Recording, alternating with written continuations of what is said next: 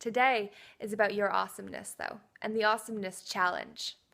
So bring that challenge into your hero's journey as you face those trials and tribulations. Be sure to celebrate yourself along the way. Speak nicely to yourself, gently, supportively.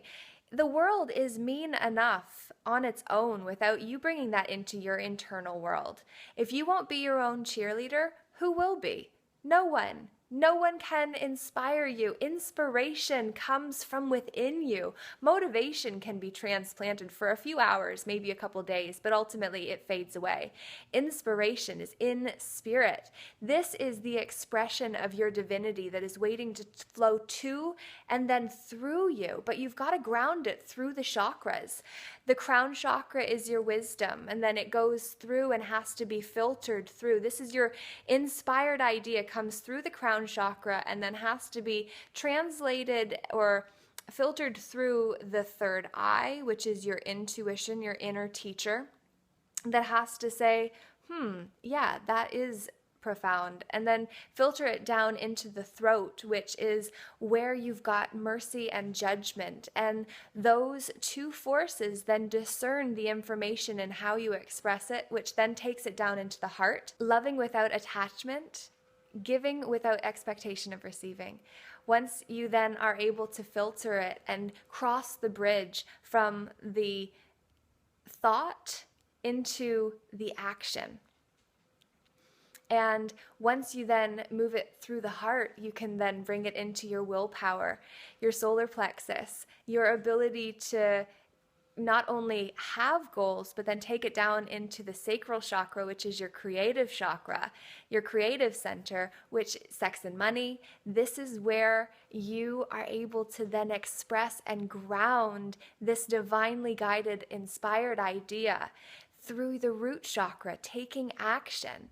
The root chakra is all about tribalism as well, and your sense of belonging. And the interesting thing is that most people's unrest comes because they don't feel like they belong, because we're trained that we need to fit in when actually we were born to stand out. So what gives? It's not about being a sheep and blending in. It's about standing in your power. Marianne Williamson, her poem, Our Deepest Fear, is very much my favorite poem that I have ever came across. She says, our deepest fear is not that we are inadequate. Our deepest fear is that we are powerful beyond measure. It is our light, not our darkness, that most frightens us. We ask ourselves, who am I to be brilliant, talented, gorgeous, and fabulous?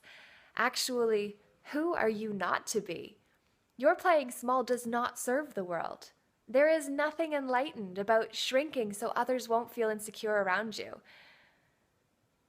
When you let your own light shine, you unconsciously give others permission to do the same. I've got most of it, but there is a profound wisdom to reading those words and recognizing just how much it applies to you too, because darling, you are great.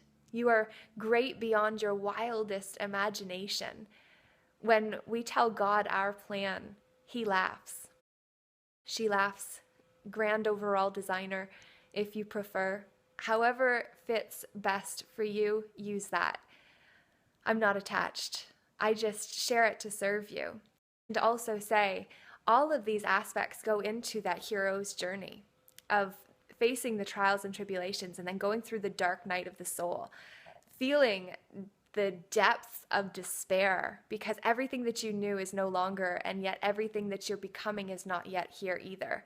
So you're in that liminal phase between life as you knew it and life as you'll know it.